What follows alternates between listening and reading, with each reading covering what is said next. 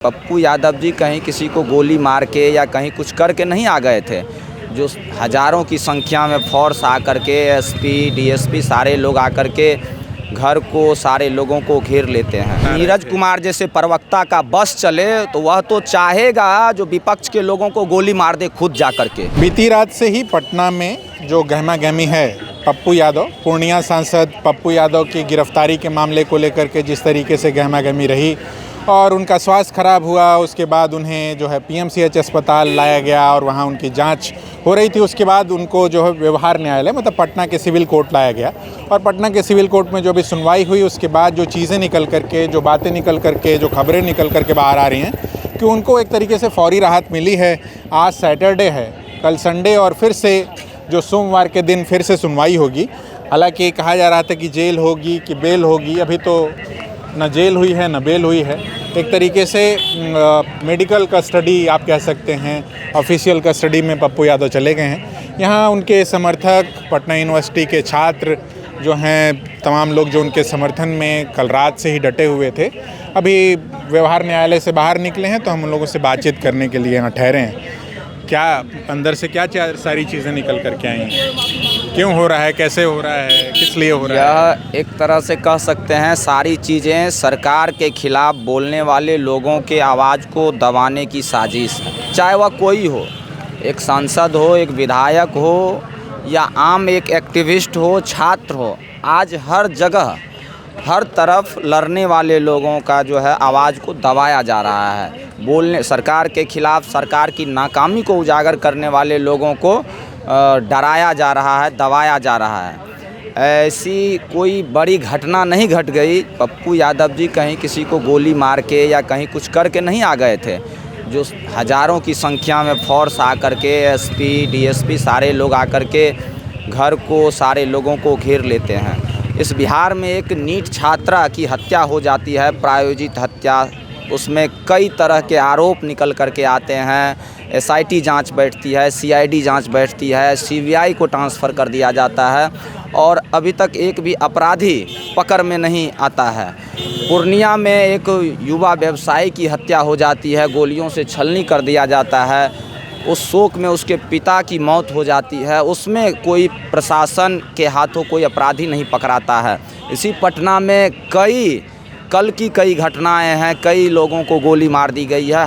बिहार के लगभग हर ज़िले में लगातार अपराध, लूट और बलात्कार की घटनाएं बढ़ रही है और उसके खिलाफ जो भी लोग आवाज़ उठाने वाले हैं उसको इसी तरीके से सरकार, शासन और प्रशासन मिल करके चाहती है डरा देना, धमका देना।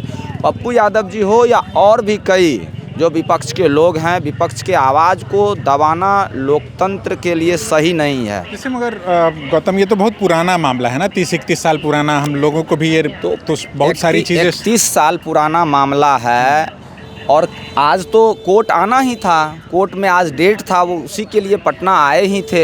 ऐसा तो नहीं है वो भाग गए थे बिहार छोड़ के, देश छोड़ के। सांसद का सत्र चल रहा है। सांसद का, एक माननीय सांसद का भी अपना एक सत्र के दौरान एक विशेषाधिकार होता है।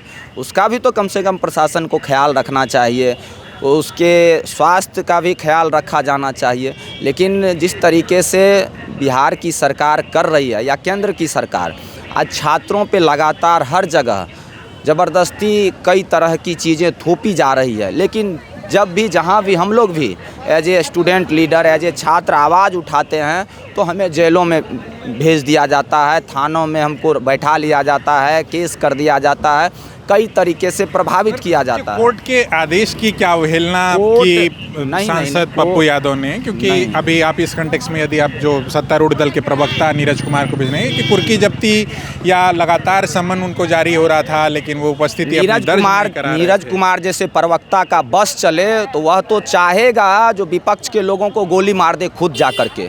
एक प्रवक्ता का, और पटना विश्वविद्यालय के हमारे सीनियर रहे हैं, और उसकी भाषा को जब सुनते हैं तो लगता है कहीं से नहीं लगता है जो यह एक पढ़ा लिखा व्यक्ति और एक पढ़ा लिखा प्रवक्ता है सत्ता का।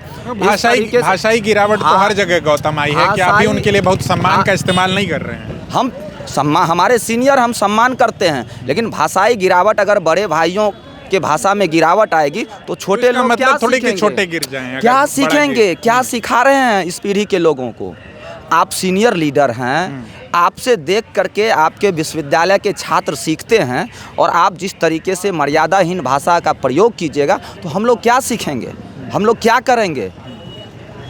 अरे सब कुछ की राजनीति कीजिए बहुत अच्छे तरीके से, सत्ता पक्ष विपक्ष ये राजनीति होता आया, मुख्यमंत्री आए हैं, प्रधानमंत्री आए हैं, आप मंत्री बने, वो चलता रहेगा। लेकिन एक जो मर्यादा है, एक सामाजिक संस्थानिक और भाषाई मर्यादा जो है राजनीति की, एक शुचिता जो है कम से कम वह तो बची रहनी चाहिए। नए पीढ़ी के लोग कुछ अच्छे चीज़ सीख करके आए।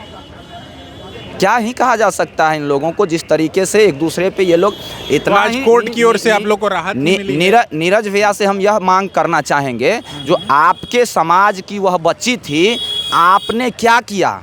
आप सारे समाज की बच्ची है। हाँ तो मेरी भी बहन है, लेकिन सामाजिक आधार पे जिस तरीके से उनका टारगेट रहता है या नहीं भी रहता है, आपने पप्पू यादव जी के ऊपर या विपक्ष के तमाम लोगों के ऊपर जिस तरीके से भाषाई मर्यादा को तोड़ते हुए जो बात आपने लगातार मीडिया में रखने का काम किया है, क्या उस बच्ची को न्याय दिलाने के लिए कभी आपने एक शब्द भी बोला है। सत्ता का मतलब क्या होता है, कुछ भी हो जाए आंख मूंद लेना, किसी की भी हत्या हो जाए, किसी की भी बेटी की हत्या हो जाए, किसी की माँ का हत्या हो जाए, कहीं पे किसी नौजवान का हत्या हो जाए, किसी परिवार का पूर्णिया में जैसे घर उजड़ गया, तो क्या सत्ता का क्या काम है, चुप्पी साध लेना। धृतराष्ट्र के तरह नीतीश कुमार जी धृतराष्ट्र बने हुए हैं। इस बिहार में हर तरफ हत्या अपहरण लूट से हाहाकार मचा हुआ है, लेकिन एक शब्द भी कोई बोलने के लिए तैयार नहीं है। आप लोग को लगता है कि न्यायालय आप लोगों के पक्ष में न्यायालय का हम सम्मान करते हैं, न्यायालय का सम्मान करते हैं, लेकिन न्याय भी आज सत्ता से प्रभावित हो रहा है। आज इस देश में, इस प्रदेश में न्याय व्यवस्था भी सत्ता से प्रभावित हो रहा है, इसमें कहीं कोई दो राय नहीं है। लेकिन न्यायालय का हम सम्मान करते हैं। न्यायालय से उम्मीद है हर उस व्यक्ति को न्याय मिले जो आम लोगों के, गरीब वंचित शोषित पीड़ित के लिए न्याय की उम्मीद करते हैं, न्याय के लिए लड़ते हैं, उन व्यक्ति को कम से कम न्याय मिलनी चाहिए। ठीक बात है। तो यहाँ हम गौतम से बात कर रहे थे, जो पटना यूनिवर्सिटी के शोध छात्र हैं और अलग अलग फ्रंट्स पर, अलग अलग मौके पर सक्रिय रहते हैं। इस दौरान पप्पू यादव की जिस तरीके से गिरफ्तारी हुई, उसके बाद उन्हें मेडिकल कस्टडी में रखा गया है। सोमवार को इस पूरे मामले में अंतिम फैसला आएगा कि उन्हें बेल होगी या जेल होगी, क्या होगा, वो सारी चीज़ें जो निकल करके आएंगी वो हम आप तक पहुँचाने की कोशिश करेंगे। अभी के लिए फ़िलहाल इतना ही। फॉलो अप बिहार के लिए मैं विष्णु नारायण, बहुत धन्यवाद। TheFollowUp.in, like, share and subscribe. www.thefollowup.in